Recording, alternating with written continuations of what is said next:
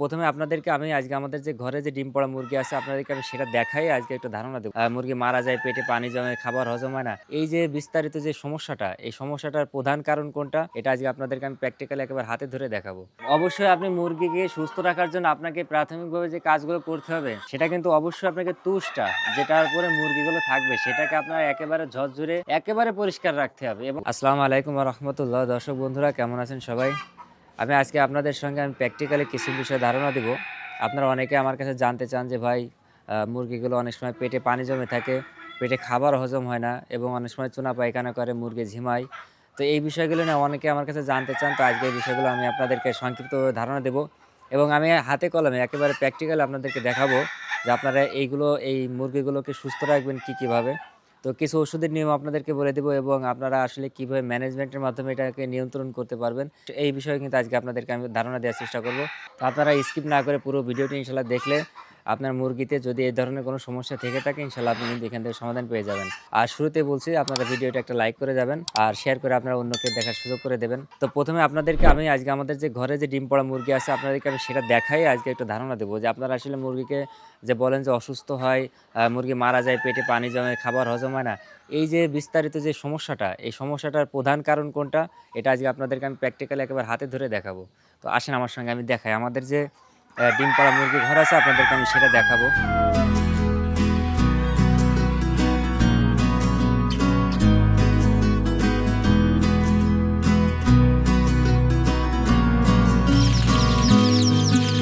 যে ডিম পাড়া মুরগি আপনাদেরকে দেখায় থাকি যে বাচ্চাগুলো আপনাদের আমরা দিয়ে থাকি, সেটা ডিম পাড়া মুরগির ঘর হলো এইটা।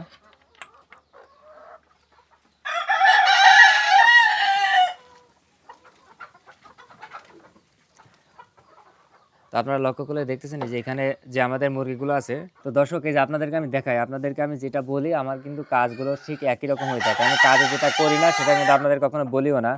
তো আমার এইখানে যে মুরগিগুলো দেখতেছেন এটা হলো আমাদের ডিম পাড়া মুরগির ঘর। তো আমাদের মুরগিগুলো কি পরিমাণ আল্লাহর রহমতে এখন ভালো আছে আপনারা না দেখলে তো বুঝবেন না। তো আপনাদেরকে তো দেখাচ্ছি যে আসলে কতটা সুস্থ সবল মুরগিগুলো আছে। তো এটার প্রধান কারণটা কি? আপনি আগে লক্ষ্য রাখবেন যখন নাকি আপনার মুরগিগুলো রোগে অ্যাটাক করবে, এই রোগে অ্যাটাক করার প্রধান যে কারণটা সেটা হলো বাসস্থান যদি আপনার কখনো ভিজে হয়ে যায় বা ময়লা হয়ে যায় বা অপরিষ্কার হয়ে যায়, তো সেইখানে তারপরের থেকে আপনি যত ভালো কিছু করেন না কেন, তখন কিন্তু মুরগিকে আর ভালো রাখতে পারবেন না। আপনি শুধু মুরগির বেলায় না, আপনি যদি মানুষের ক্ষেত্রে বলেন আর যেকোনো প্রাণীর ক্ষেত্রেই বলেন, যদি তাদের বাসস্থান যদি শুকনো না থাকে, যদি গন্ধ থাকে, যদি ভিজে থাকে, যদি নরম থাকে, আসলে একটা সুস্থ মানুষে কিন্তু সেখানে বসবাস করার উপযোগী থাকে না। তো কাজে এটা কিন্তু বোঝাটা একেবারে সাধারণ একটা ব্যাপার। তো অবশ্যই আপনি মুরগিকে সুস্থ রাখার জন্য আপনাকে প্রাথমিকভাবে যে কাজগুলো করতে হবে, সেটা কিন্তু অবশ্যই আপনাকে তুষটা যেটার উপরে মুরগিগুলো থাকবে সেটাকে আপনার একেবারে ঝরঝরে একেবারে পরিষ্কার রাখতে হবে এবং ভালো রাখতে হবে। তো আমার এখানে যে তুষগুলো দেখতেছেন, আপনাদেরকে আমি যদি লক্ষ্য করে দেখাই এখানে কিন্তু শুয়ে থাকা যাবে। মানুষও এখানে ঘুমাইতে পারবে, এখানে ভাতও বসে খাওয়া যাবে। এতটা পরিষ্কার এবং ঝুরঝুরে রাখতে হবে। আবার অনেক সময় আছে, আসলে বর্তমান সময়তে অনেক সমস্যা দেখা যায়। যারা বাচ্চা বিক্রি করে অন্য খামারিরা তারা তো বলে যে কাঠের গুঁড়োর উপর রাখা যায়, বালুতে মুরগি পালন করা যায়। এরকম ভিডিও আসলে আপনারা অনেকেই দেখে থাকেন। তো সেগুলোর সাথে আসলে আমাদের বাস্তবতার কোনো মিল নাই। আমরা আসলে সেভাবে বলি না। আমরা যেটা করি সেটা হলো অরিজিনাল বাণিজ্যিক নিয়ম এবং সরকারি একটা নিয়ম। তো কাজেই আমাদের যে মুরগিগুলো দেখতেছেন এই মুরগিগুলোকে আল্লাহর রহমতে সুস্থ থাকার জন্য আমরা যে পদ্ধতিটা ব্যবহার করি শুধুমাত্র এখানে যে তুষটা দেওয়া হয় সেই তুষটাই কিন্তু আসলে মূলত বিষয়। আমি আপনারা জানেন যে একটা নিয়মকানুন সবসময় দিয়ে থাকি, আপনাদের একটা চার্ট দিয়ে থাকি গাইডলাইন। তো সেখানে কিন্তু তুষের ব্যাপারটা সুন্দরভাবে উল্লেখ করা আছে এবং কতদিন বয়সে কয় ইঞ্চি দিতে হবে এই ব্যাপারগুলো কিন্তু উল্লেখ করা আছে। তো কাজেই আমি অনুরোধ জানাবো আপনাদের মুরগির যত প্রকার সমস্যা হোক না কেন, আপনাকে আগে সর্বপ্রথম যে মুরগিটা যেখানে থাকে অবশ্যই সেই তুষটা আপনাকে কিন্তু ঝরঝরে করে দিতে হবে। একেবারে শুকনো তুষ কিন্তু এখানে দিতে হবে। আপনি যদি মুরগিকে যদি শুধুমাত্র শুকনো তুষের উপরে রাখতে পারেন তাহলে আপনি ধরে নিবেন যে আপনার ৯০ থেকে ৯৫% রোগ থেকে কিন্তু আপনি মুরগিকে সুস্থ রাখতে পারবেন। একটাই কথা, আর এটাই কিন্তু সমস্যার সমাধান। তো অনেকে আছে, অনেকে নতুন খামারিরা অনেকে জানতে পারেন না বা বুঝতে পারেন না। আবার অনেকে অন্যান্য খামারিরা আপনাদেরকে ভুল তথ্যগুলো দিয়ে থাকে, যার কারণে আপনারাও আসলে কোনটা সঠিক, কোনটা করবেন, কোনটা করবেন না এটাও আপনারাও বুঝতে পারেন না। তো কাজেই আসলে বর্তমান সময়ে আপনাকে অনেক সচেতন হতে হবে। আর যারা সঠিকভাবে খামারি করে, যারা সঠিকভাবে বাচ্চা উৎপাদন করে, সঠিক খামারি যাদের ডিম পাড়া মুরগি আছে অবশ্যই আপনারা তাদের থেকে নেবেন এবং তাদের থেকে পরামর্শগুলো আপনারা সঠিক পেয়ে যাবেন। তো এইজন্য আমি আপনাদেরকে সবসময় পরামর্শ দিয়ে থাকি। দেখেন মুরগিকে আসলে সুস্থ রাখার আরো অনেকগুলো কারণ আছে। একদিনে সব কথা বলা সম্ভব নয়।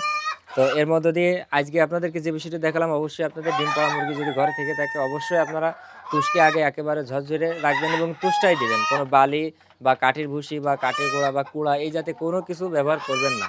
শুধুমাত্র তুষটা ব্যবহার করবেন আর এবং শুকনোভাবে আপনাকে রাখতে হবে ঘরের ভিতরে। তাহলে দেখবেন যে আপনার মুরগিতে আল্লাহর রহমতে কোনো রকমের সমস্যা হচ্ছে না। তো এইভাবে আপনি যদি নিয়ন্ত্রণ করতে পারেন আপনার দেখবেন যে মুরগিতে আর কোনো সমস্যা হচ্ছে না। এরপরও যদি কোনো সমস্যা হয়ে থাকে তো সেক্ষেত্রে একটা বাড়তি পরামর্শ আছে। তবে সেটা আরেকটা তবে সেটা আমরা পরবর্তীতে আরেকটা ভিডিওতে আলোচনা করব। তো আমাদের থেকে যিনারা বাচ্চাগুলো নিয়ে থাকেন অবশ্যই আপনারা জানেন যে আমরা অরিজিনাল মিশরি ফার্ম মুরগির বাচ্চা উৎপাদন করে থাকি। নিজস্ব ডিম পাড়া মুরগি থেকে আমরা বাচ্চা উৎপাদন করে থাকি। একই সাথে আপনাদেরকে আমার যে নড়াইলে মুরগি খামার এই চ্যানেলে বিভিন্ন সময় আপনাদেরকে আমি যে তথ্যগুলো দিয়ে থাকি, এইখানে কিন্তু অরিজিনাল মিশরি ফার্ম মুরগি পালনের সঠিক এবং বাণিজ্যিক নিয়মটা কিন্তু আমি সবসময় আপনাদেরকে শেয়ার করি। একই সাথে আজকে আপনাদেরকে মুরগি পালন সম্পর্কিত মুরগি সুস্থ রাখার জন্য যে বিষয়গুলো সেগুলো বললাম। তো আশা করা যায় এই নিয়মগুলো যদি আপনি মানতে পারেন তাহলে অবশ্যই আমি মনে করি যে আপনার মুরগিকে কিন্তু আপনি অনেকটা সুস্থ রাখতে পারবেন। তো দর্শক আপনার বাড়িতে যদি মুরগি থাকে এবং কত পিস মুরগি আছে, আপনার মুরগিগুলো কি অবস্থায় আছে, মুরগিতে কত পিস ডিম পাড়তেছে আপনি যদি কমেন্টসের মাধ্যমে জানান। যেনাদের ভিডিওটি ভালো লাগে অবশ্যই তেনারা একটা লাইক করবেন, সাবস্ক্রাইব করবেন এবং শেয়ার করে অন্যকে দেখার সুযোগ করে দেবেন। আপনারা যদি জানতে চান যে ডিম পাড়া মুরগিকে কি খাবার দিতে হয় তাহলে অবশ্যই কমেন্টসে জানাবেন। ইনশাআল্লাহ আপনার প্রশ্নের উত্তর দিয়ে পরবর্তীতে আমরা ভিডিও করব। তো সবাই ভালো থাকবেন। দেখা হবে নতুন এক পর্ব নিয়ে। আসসালামু আলাইকুম ওয়া রাহমাতুল্লাহ।